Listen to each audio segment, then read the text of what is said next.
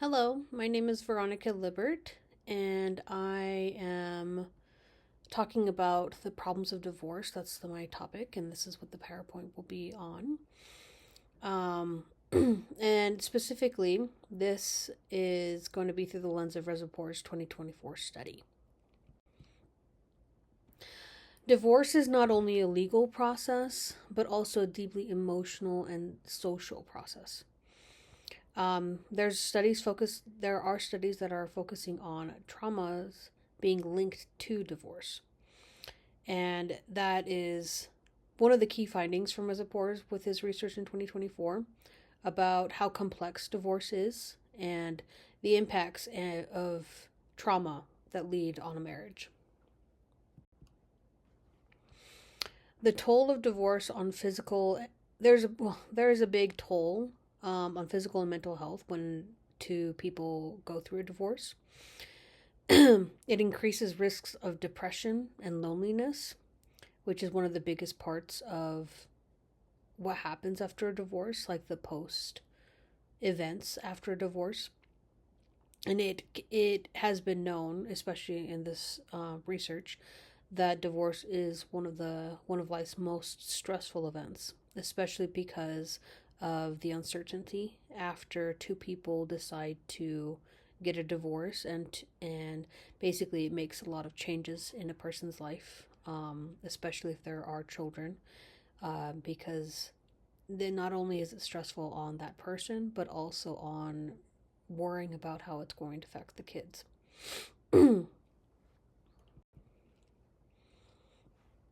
Past trauma influences emotional connection and coping. Trauma such as abuse, neglect, infidelity raises divorce risk, and those are a few of the biggest reasons why people get divorced. Um, it does shape trust and attachment patterns, and the PTSD affects the trust and emotional regulation, especially when from these type of three that are mentioned, that I already mentioned, with abuse, neglect, and infidelity. PTSD from those events through your marriage is what really can cause a lot of trust and basically a steamroll of events throughout the rest of your life, because of the way that you were treated during your divorce or what you did during your divorce and how it would affect you afterwards. The shattered assumption theory explains loss of safety and meaning, and that's what he mentioned in his research. Cheating, abuse, or parental divorce increase risk, and this is how it's actually showing in the generational and gender factors.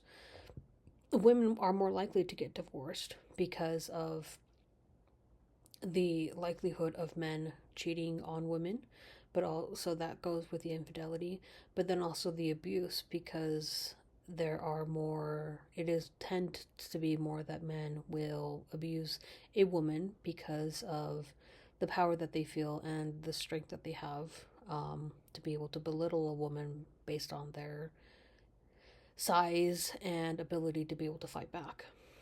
Older age and better well-being lower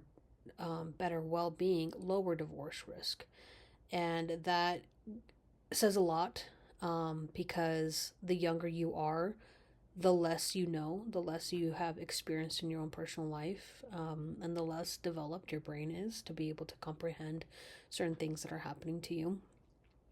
And so the older that you get, the more that you have experienced with society in general, with other people, the more you're able to recognize red flags and are able to recognize what is okay in a relationship and what's not, and to be able to avoid having a commitment in a marriage because of what you recognize in a relationship. Divorce leads to loneliness, loss of self worth, which is one of the biggest things that we face with emotional fallout of divorce. And it shows that it can span generations and harm future relationships. Children face anxiety and lower life satisfaction, especially if you handle the divorce very poorly. There's very much that you can't protect a child from with divorce. mainly just the attachment issues that they will go through. You can tell a child as much as you can how much the mother and the father are going to still be friends and love each other and want their family to love each other. But the time away that a child spends from the other parent naturally will cause attachment issues, and it is difficult for a child to understand the reasons for divorce and to be able to um, heal from it in a healthier way. Emotional wounds affect future racial relationships as well, especially from whatever you encountered during your marriage to the other person. It causes you to think in a different way and to make decisions differently in the future. Whether it be that you're more guarded towards going into another relationship, or if you are open to becoming and going into another relationship, it may take a little longer to agree to get married to that person, based off of the experiences that you've had in the past with your previous marriage. With societal and health implications, divorce is linked to substance abuse and poor health. This is a big one because that is one of the leading causes of divorce, because of one person abusing drugs and or letting themselves be not as healthy as the other partner.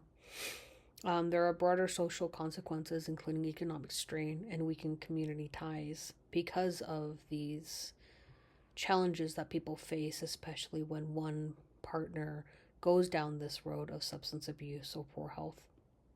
Social networks weaken after separation, especially when there is a tight knit with families and friends. People will always take sides because they generally will then see who was the one suffering in the marriage. Economic burdens affect communities, and this is a huge one as well, because depending on where you're at and where you live, it money is a big factor, especially for the person who is the breadwinner in the family, and there's just like a strain of events that can be able to affect a community with what happens to people and their jobs and how their livelihoods.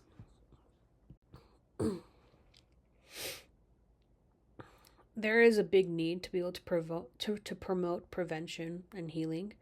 We definitely need to emphasize mental health services, premarital counseling, and social programs. These tend to be talked about more now than they did back in like the 1900s, like the late 1900s or 1990s, I mean to say, or early 2000s. Early trauma intervention through therapy is a big one. Being able to recognize these issues at an earlier stage, rather than living with it for years and years to come, and letting even more horrible things happen to you or your family. Being able to recognize that there are issues at the beginning and actually seeing these red flags so that you can prevent future mistakes and issues to arise. Relationship education and counseling.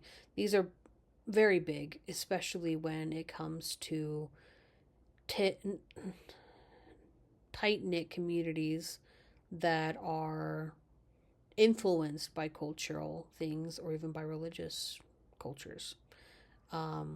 Those who are pressured to get married at a very young age, like out of high school, and not understanding exactly what goes into a marriage and being able to allow yourself to date for a long periods of time rather than rushing into a marriage very quickly.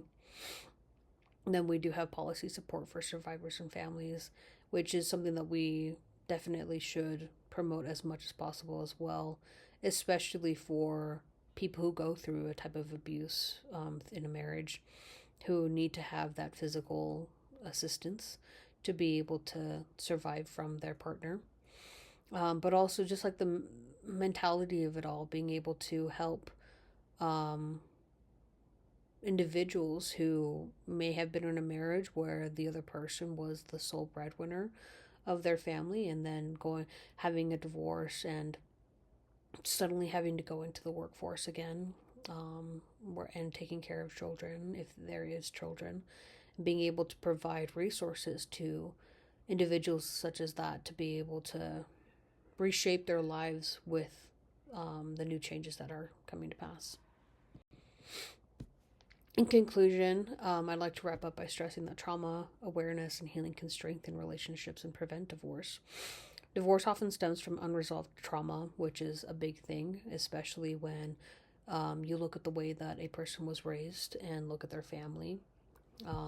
That's why it's so important to be able to ask questions and really get to know someone during the dating process, to be able to view exactly what red flags there are, and not saying to give up on the person, but to be able to help seek fixing these issues before like you commit to something as serious as marriage.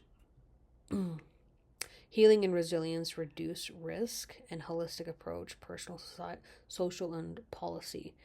There's so much that can be able to we can talk about when it comes to avoiding divorce and understanding that there is a chance to be able to heal, and to reduce the risk of causing pain and issues to in a marriage or to a family, or even to future trauma to your children if you have them, because kids who are raised from a divorce tend to then lead their future trauma into their own relationships and marriages as well.